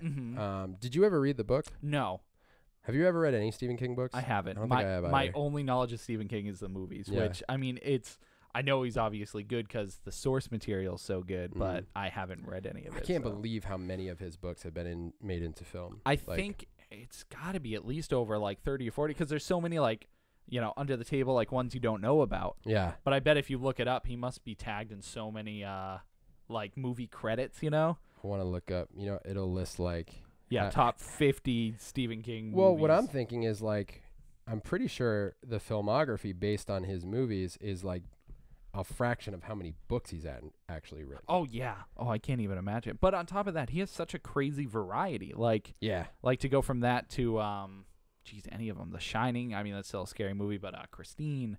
There's the one I'm thinking with James Caan and Mercy. Yeah, Mercy. Yeah. So Mercy, like that's scary in its own regard, but it's like it's such a way different feeling. But oh wait, that's actually way less than I thought. How many? He's published 54 novels. What? Including 7 under a different pen name, 6 nonfiction books. So it's like Short stories and stuff. There must be. He's bunch written of nearly those. 200 short stories, most of Okay. which have been collected into collections. Yeah. That's a sentence. Collected into collections. Interesting. May I also add Finn Wolfhard? Do you know who he is? I do I'll show not. you right now. He was the kid in Stranger Things. Oh, word, yeah. I don't remember his character, but he absolutely stole the show in that in the movie. He's in it. Oh, I didn't even realize Yeah. that. And he plays like his character is so hilarious throughout the whole thing. Really? They made him just spectacular, just every sentence. That kid's going to have such a dope career. It's seriously, that kid is on his way to stardom, which awesome. makes me also impressed at how good child actors are. Yeah. Once you see it, these kids are probably, I mean, the age range is probably in between like, I don't know, maybe 7 to like, I don't know, 13 or something. Yeah. But it just That's blows my mind because I look at Simi and I'm like, no offense, but I could. Do you think she could be in a full movie? Like, do you think she would be able to like act professionally in a full movie It environment? blows my mind too because I've thought about that with my kids. Yeah. And it's like we've made like silly videos, you know, and talked about starting a YouTube channel for them and stuff. Yeah. That I think they could do, but like sitting down being like, all right, why don't you guys do something like this? They're just like they're can't. kids. They're just like goofing off. So it and blows my mind that these kids, like, they're just so adult, they're so mature and professional to be able to film these scenes. On top of that, the dialogue they have, I'm surprised their parents, I mean, F-bombs all over the place. Really? It's hilarious, but right. it's so interesting to see parents are like, yeah, you know, they're mature enough to be in this horrifying film and have a terrible language, but even so, it just blows my mind because I compare it to all kids I know now. Like, there's just no one I could see acting in a film, you know. So it's just impressive. But, it is. It's crazy. I double thumbs up. That movie was excellent. Anybody, go see it, even if you're afraid of clowns. Especially if you're afraid of clowns. Especially if you're afraid of clowns. Go see it. Ghost Eat. Ghost Eats It. Yeah. That one. Yeah. Sorry about that. Where are we going now? Let's hit video games. I am not video games. I'm sorry. Don't strike me, sir. Delicious. Dude, I can't wear an XL anymore. Too big? Excuse me. Yeah, it's too big. That's the dream, folks. I wear a medium hoodie now. A medium hoodie. Yeah. Wow, you're not even large? No. That's crazy. That's awesome. It dude. is, but it's actually like I want this hoodie right now, but they only have XLs. Before they would only have mediums. So frustrating. Like, That's the worst. the world is against me. Oh. Look at this, only 2XL. Get out of here. Well, I guess you got to start gaining weight to wear Anyways. that. Dude, I have been this week. I've been stress eating like crazy. I ate so much Taco Bell today. Oh, what'd you get?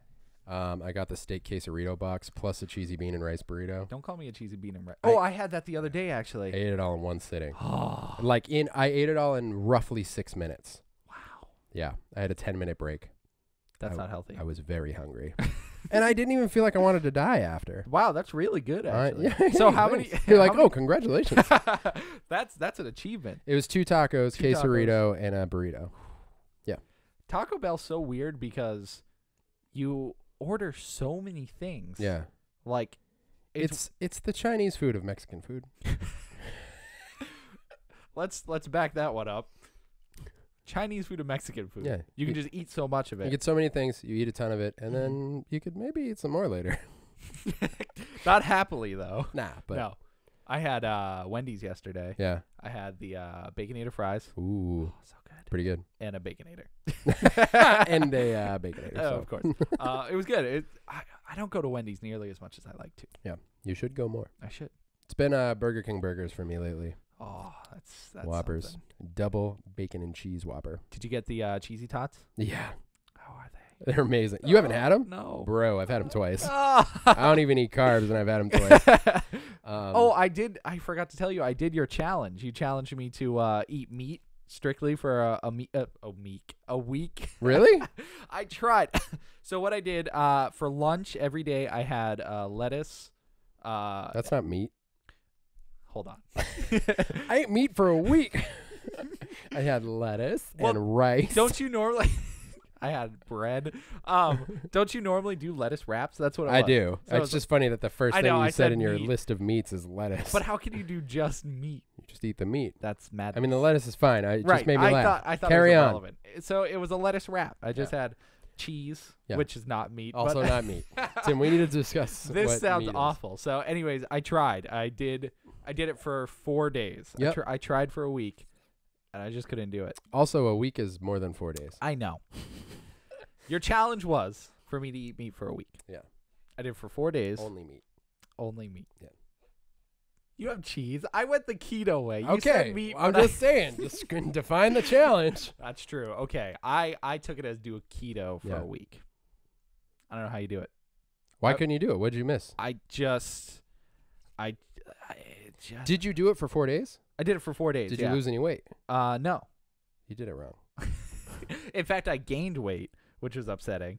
But maybe because I was checking every day when I did it. Also, were you actually keto or were you eating French fries at night? No. I had so I was trying to explain it before. Every day for lunch, I had a turkey cheese lettuce wrap. Yeah. sounds good. So I had 4 of those. With French fries on it, though. No, not with Okay. French fries. With chips on the side. No. Okay. just the wraps. Mhm. And then for dinner, it kind of varied around. But I had like eggs one night. I did more turkey roll-ups the next night. Yeah. I did fish one night. And then- Fried?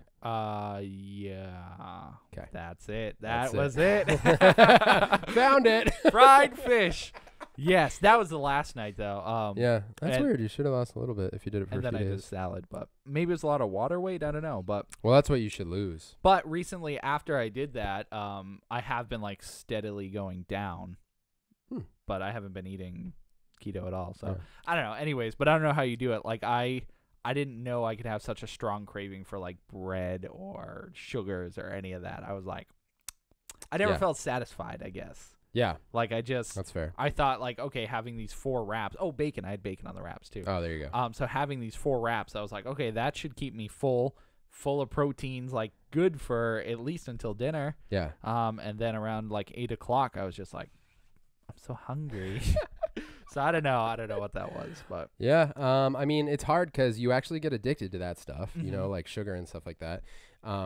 Because I'll have like a couple days, I think it was last week or the week before, Rachel had a total craving for cookies. Mhm. So I made it my mission to get her some cookies. And when I got her cookies, turns out I also got me cookies. you're So I- crazy with cookies. Yeah, I though. really like cookies. So I ate a ton of them. And then it was like a week of just like eating donuts and like whatever. Just down. And then when I'm trying to get out of it, it's kind of tough. Yeah. And so that does happen. And especially when you're used to eating it regularly, eating carbs regularly. But I don't know. I have no problem being satisfied. Like if I'm craving something now, I'll just kind of eat more meat and cheese. Just to fill the void. But I do have times where I'm like, I just want to eat chocolate or yeah. cookies or whatever. So, and I'll do that. But yeah, I don't know. I don't either. It's not for everybody, but you could do it. I'm just saying, next time you're like, oh, I want to lose 10 pounds, let me know. I'll hook you up. Yeah. I'll help you out. I'll encourage you. But That's just not now because I've been stress eating. So, Okay, so now I'll only be a good coach if you want to eat as much Taco Bell as possible. Right. You'll be like, here, have a taco. Right. Thanks. Get the box and then a couple extra things. Right. Of course. Right. Good. So we're in video games. Yeah, you know what? Now we're going to go into video games. For anyone who is confused why we said video games and then the food transition happened, now you know. So now let's go into video games. Okay. Video games. So here's the thing. I've been playing games of the video variety. I don't know what you're counting on your fingers right now. For anyone watching the video, Tim's just doing numbers on his fingers. I like the noise it made. You know I've been cleaning out my backlog, right? Right before you get into that. Yeah. Did you know snapping is not the sound of your fingers? It's your finger hitting your palm. No, it's not. Yeah.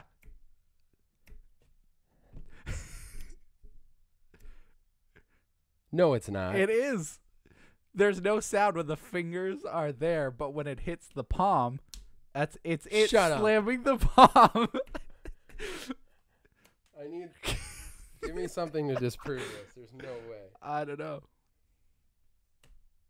Holy crap. How insane is that? So for you guys not watching the video, the idea is snapping is. Ow! He just broke his finger. So snapping is not the sound of your fingers going across each other. It's the sound of your middle finger hitting your palm due to the force of it. All right, I can't.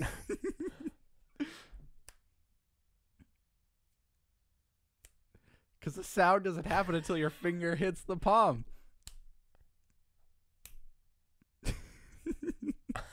I can't handle this right now. I'm sorry, I just blew your mind. Where did that just come from? Well, because I was tapping my fingers making Oh, noise. okay, all right. We're never gonna get to games. Video games. All right. I'm gonna be messing with that all night. Seriously. So, I've been cleaning out my backlog, right? So, a couple weeks ago, I started playing XCOM. Enemy Unknown. Xbox 360. Was it on other consoles as well? PS3 and PC. So I started this right after I beat Tron. And What a transition. dude, I was just like, what's next? Yep. XCOM. I thought it was a FPS. I thought it was a first person shooter. I didn't know anything about it. Yeah. And then I started up and I was like, oh, that's right. This is like a strategy game. So I wasn't sure how I was going to feel about it because so the backdrop of the game is aliens are invading. You are part of the special team military outfit to go after the aliens, rid the world of the extraterrestrials. Yes. You have no allegiance to any country, right? Which is a big theme about the game, right? You're actually trying to win over the council that this project is worth funding, and the countries will back you based on what missions you take and what areas you go to. You have options throughout the game. This is maybe jumping ahead a little bit, but it'll say there are alien abductions or assaults in 3 different countries. Which one will you choose to go to? You got to kind of gauge because the panic meter will go up on each country in a certain. You basically have a panel of rooms that you can go into. In one of the rooms, is it the briefing room? I forget, but there's one room. No, I think it's called like the situation room or the. I forget. People who know are freaking out right now, but because a lot of people really, really loved this game. I like made a post on Facebook like who played XCOM, and a bunch of people were like, I love this game, and so yeah, like Tim said, you have to get to. Sometimes I switch from talking to the audience and talking to you, so I said like Tim because I'm talking to the audience. Right. That's a weird thing that happens. That's okay. I noticed. Any hoozle. Uh-huh. You have to pay attention to the panic meter, and you're trying to win the council over, like, this is a good idea to fund this project. That's kind of how you ultimately win or lose the game. And that itself is such a metagame to the actual game. Like, right. That's in the background. Like, It that's is. something you got to focus on. But the actual game is, like, way different than all that, you know? Yeah.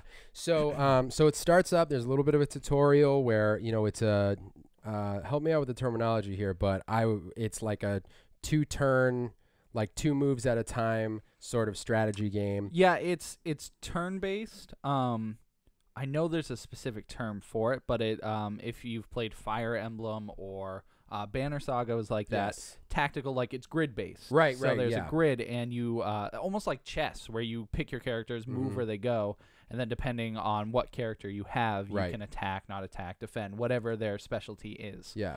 So yeah, like chess, I guess. Yeah, it is, and you have 2 turns. I think that lasts throughout the game, though I haven't beaten it yet. I don't know if you can get certain promotions. There is certain promotions. This is getting specific, but there's one where, like, if you get a headshot or a critical kill, you get an extra turn. Gotcha. So that's with the sniper specific characters. Right. So you start off with 4 characters, or you can have 4 soldiers at once, and basically you're on a certain mission, and you just move forward until the aliens start showing up, and then you have to, you know, choose wisely as to whether you're going to use your 2 moves to find cover or to shoot or to heal or whatever. And as the game progresses, those decisions get harder and harder. The enemies get harder and harder.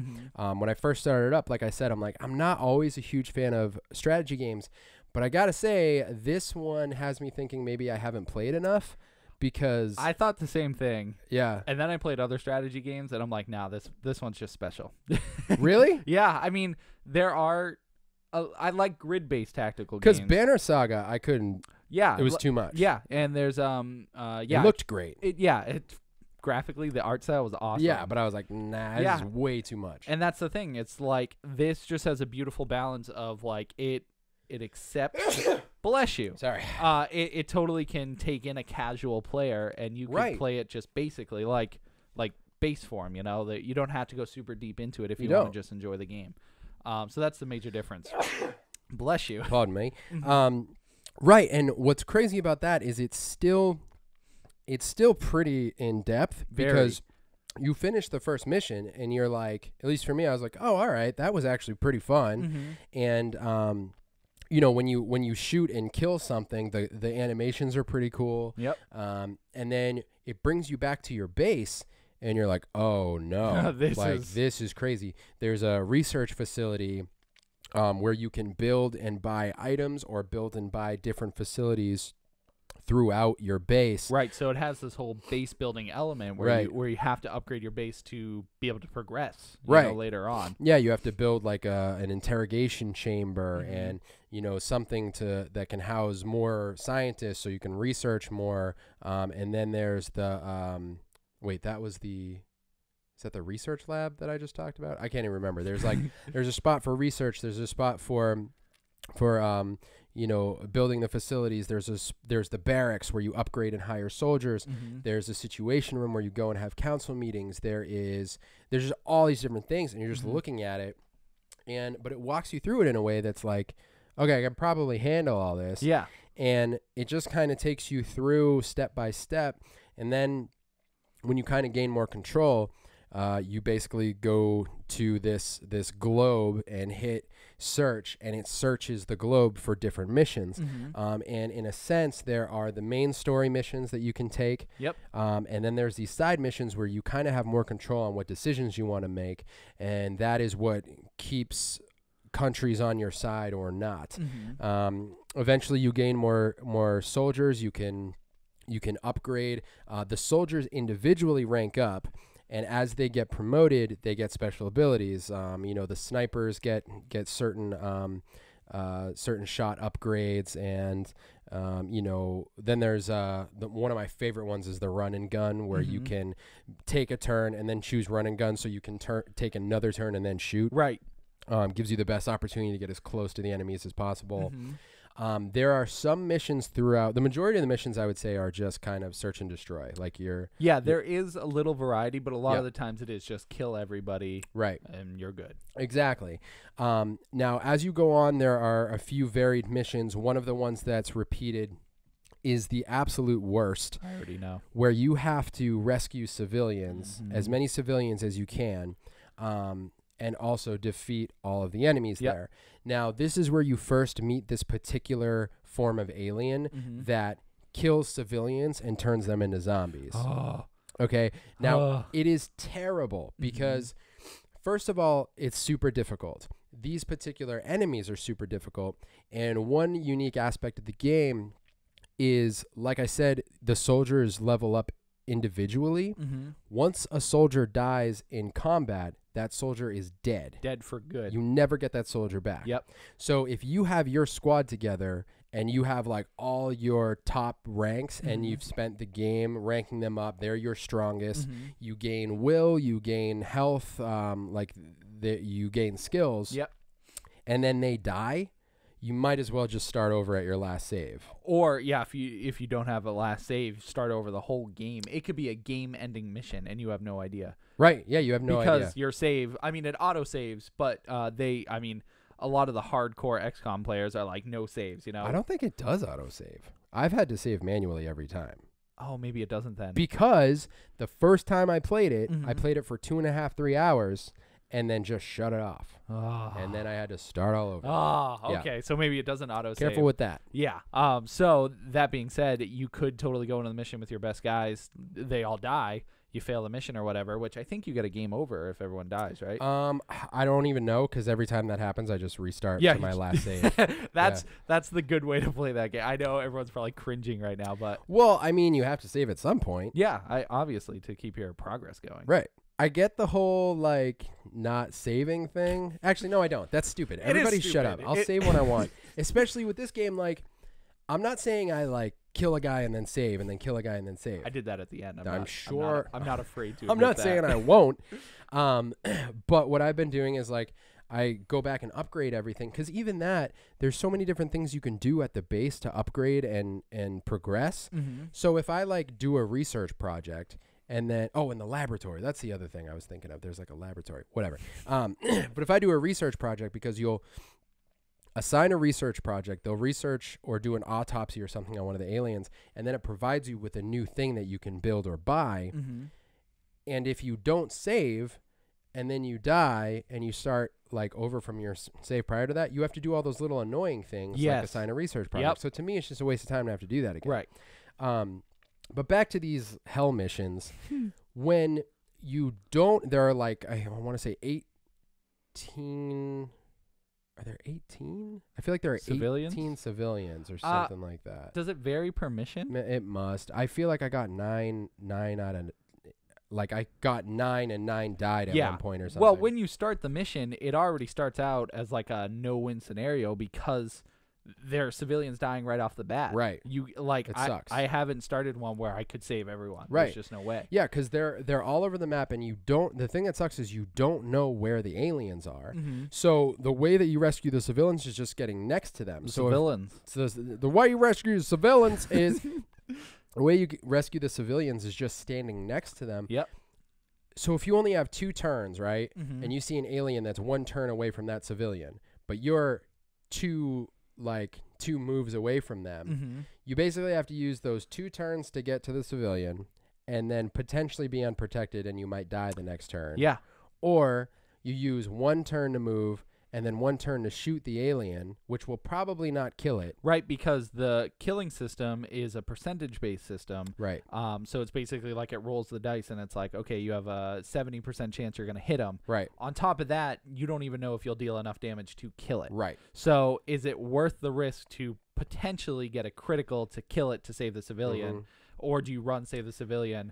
Because on top, this is going deep into it, but on top of that, if you don't save the civilian, it could get controlled into zombie. Then you have to fight two enemies, which and the is 10 zombies times worse. are no joke. No. They're not easy. They're harder than all of the other aliens. And they deal so much damage. So much They damage. could one-hit all your guys. And they can turn your guys into zombies. yeah, which is like, what the It's hell? awful. So if you don't, and the other thing is you probably won't kill one of those aliens with one turn because they're way stronger than all the other ones, especially when you first interact with them. Can you shoot civilians before they're evil?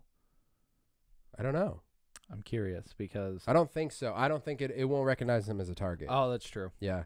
Unless you shoot a rocket or throw a grenade, That's maybe.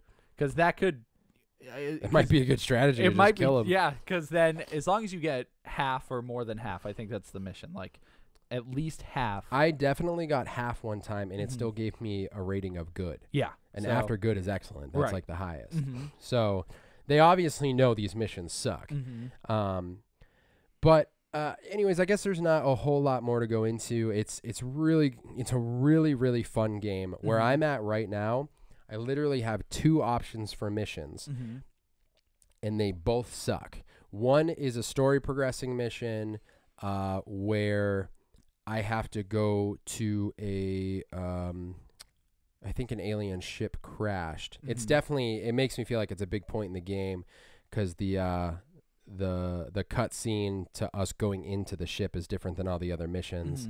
It's that or a side mission-esque type thing, which is in Mumbai. And if I don't go there, I lose a country. okay. I know because I skipped it once. Yeah. I said like I'll go there later, and I lost a country. Sometimes it's okay to accept your losses. The thing that sucks is where I am right now. I only have 4 soldiers because all of my other soldiers are injured.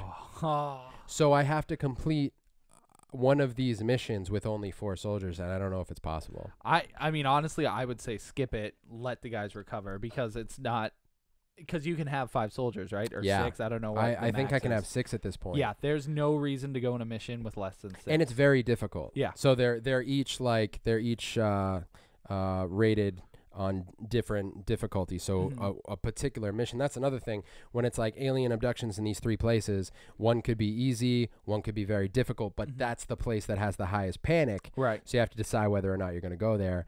I'm trying to keep as many countries as possible. I've lost like 1 or 2. I think by the end of the game, for me, I had 5 countries that Really? still were with me at the end. Yeah. Because I had to keep skipping those missions. Just I couldn't afford to send the guys out. Yeah. Because I knew I was getting close to the end of the game anyway. So I was like, all right, I'm just gonna keep going, and I know I'm on the last mission. So I think I got like they rank you at the end of the game too. Yeah. See, I think I got like a C or something. Yeah. It's probably what I'm on my way to. But it's not a big deal. Beating the game is an achievement in itself. Yeah. You know, it's What's amazing. What's frustrating is the first night when I played through a bunch of them, I got to my first council report because they do these. I don't know if those are like, that's how they sectioned off the game, but the council will come through and be like, we're seeing value in this program. You're doing a great job. Continue. And the first one I got an A rating. Yeah. Because I was just taking every single mission. But that was the game that I didn't save. And I haven't been able to get over a B rating on like every one since. That stinks because you get a nice money boost, right, depending on your rating. So right. I mean, it's been pretty good, but where I'm at right now is super frustrating. Yeah. I'm like not sure what I'm gonna do because I basically have to let that country go because I don't think I'm getting through that mission, a very difficult mission at this point in the game with 4 soldiers, and they're all pretty crappy soldiers because all my best guys are hurt. So when you get hurt in the game, everything is based on days, which is cool. When you go to the globe and you search, it spins and there's a counter on the bottom right that says how many days have gone by. And there's a list over there that has everything that's happening within the game based on days. So it'll say 2 days until your new soldiers show up, 3 days until this research project is done, 20 days until the council report. So it's really cool because it shows you the time passing by. And right now, all those guys are injured. So when they get injured, it'll say critically injured, 13 days to recovery. Injured, minor injuries, 5 days to recovery. These guys are all like 2 weeks or whatever. Oh, so much time. And you could get another mission potentially. Exactly. That's time. exactly what happens. So it's definitely only going to take a couple days for me to find new missions, but all these guys are out of the game. So. Anyways, XCOM Enemy Unknown, it's really fun. Yeah. It's definitely, I think it's going to be really frustrating for me to beat it because I don't even think I'm that far into the game. Have you looked on how long to beat? Yes. Ranges from 30 to 55 hours, which that's not that long. I mean, relatively speaking, 55 I probably won't do because that's I don't know. I'm doing every mission. That I can. Yeah, I remember it took me like 20 or so hours. Yeah. It was pretty long. A good gauge for that too is to just look up a walkthrough, and then I haven't been able to find a list of the missions. Really? Every time I look up list of XCOM missions, it just tells me the different types. So like the civilian rescue, the like search and destroy, whatever they're called. Yeah. UFO crash sites. Yeah, I mean, the thing with the main missions is location-wise, it could be different. Yeah. But the mission that gets done is always the same. Right. So, like, the one mission where you had to go and get, like, capture one of the aliens, that location can change 100 times. It'll always be in the forest, and it'll always be an alien crash ship, but the geometry of the level will be completely different. Right. So that being said, if you look up a walkthrough, you can still, like, it'll say you're at this point in the game where you have to do this in this main mission, you know? So that's a good way to gauge, like, to see. That's what I was trying to find. I love to see where I am in the game. Yes. So I'm trying to figure that out because I just want to know. We can look it up after this. Yeah, because where I'm at is so hard. I would love to know how far I am. In right, the game. right. If you're in the middle, it only gets harder. It never got easier. I gotta figure out my strategies, man, because some of these ones I'm using my guys who have rocket launchers like right off the bat, and then later it's like the only way to keep the bigger groups of aliens from. One game I spent the entire game. I had my best soldier. She's still my best. Running at the end. I spent every turn running her away from one of those zombie making aliens. So because you didn't want to turn around and take the shot. She had one block of health left. Dude, the whole time that alien was chasing me, but I had two other soldiers, but they were on the other side of the map. So you had to run her to chasing me all around the map. It probably took me 10 minutes to just get her away. But every move, it would go closer and closer to her. So the whole time I'm trying to get her back to the other soldiers so they could shoot it. Yeah, because you could have them set an Overwatch. So all you have to do is have it run towards. Yeah. That's Overwatch is super sweet. You can use your turns, one of your turns, to move your soldier into a place that has good view of all of the enemies' moves. Set them in Overwatch, and then any of the moves they make that's within that line of sight, your soldier will jump out and attack them. Yes, it's super sweet. It's super sweet. Yeah. It takes a turn, but it's totally worth it for defense reasons. It is worth it. I wasn't using it a lot to begin. Now I am. Actually, the last time I tried the one of the levels that I'm at now, I one turn had 4 guys on Overwatch. So one of these things came out and they all jumped out at once, and it does like a slow-mo cutscene for each one of them. So it was just like switching between them all. Yeah, just go. That's so cool. It was so cool, and I think it missed like every one. Of course, yeah. That game screws you over more than necessary. So, but it's pretty fun. It is. I think it's a great entry point for a lot of people who aren't into tactical games. Not saying you have to go play other tactical games, because you might not like them. Yeah, but this one, I mean, I loved it. I had a great time. There's a sequel, and there's that Mario plus Rabbids game, which is the same style as that. So is it the same company or something? No.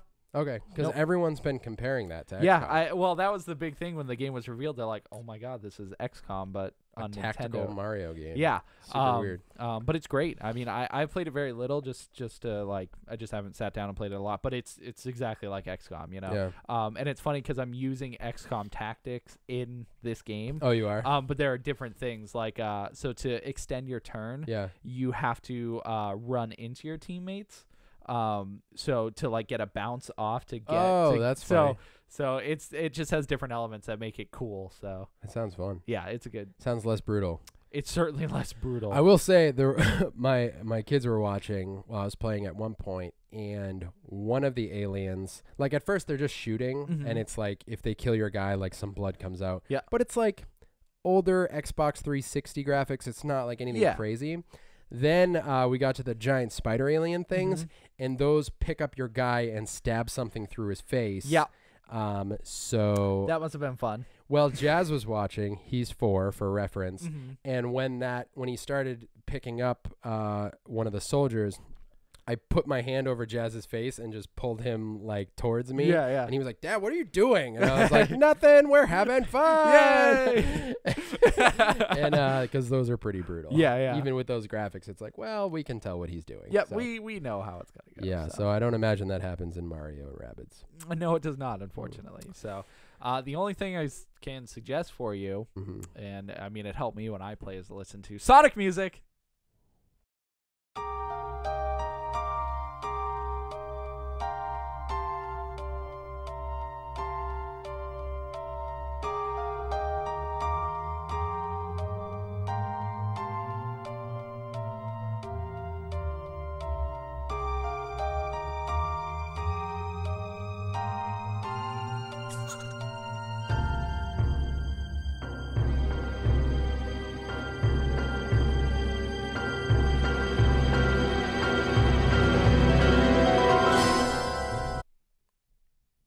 That's it.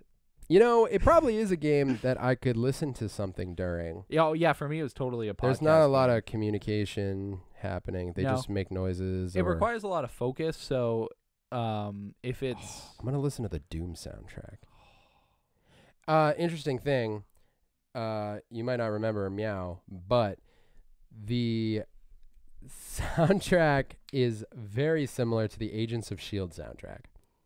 The soundtrack of XCOM. That's a weird correlation. Yeah, it's weird. Because I was listening to it, I was like, why does it sound so familiar? And it sounds like the Agents of S.H.I.E.L.D. soundtrack. I'll have to listen to Just look up the XCOM. Maybe we can look it up after. The XCOM soundtrack. Because there's like one key track that plays every time the aliens come out. And there's this funny little like piano lick that happens. When I do remember that. Yeah. Like it's like supposed to be horror. creepy. Yeah, it's horror. Doesn't sound like what I just did at all. It's like an X-Files kind of thing. Yeah. Maybe. I don't know. Whatever. You know what I'm talking about. It's scary. XCOM Enemy Unknown. Yes. I'm going to save my other games for next week. Okay. Because that was a lot of XCOM.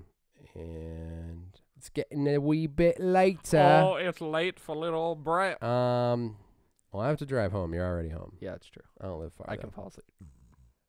Do you have anything else? No, I'm good. All right, we're calling it. Follow us on Instagram. Yes. And you can subscribe to the podcast on iTunes and SoundCloud. I want to get us on more platforms. I've been lazy and just haven't done it. But there are plenty of podcasting platforms out there that I haven't put us on. Well, let's do it. I will. Also, how would that work putting all the older ones on there? I don't know. Well, if it's just putting, typically it's just taking the RSS feed. And putting it on different pages. Yes. Okay. So, but I'm going to look into it. Yeah.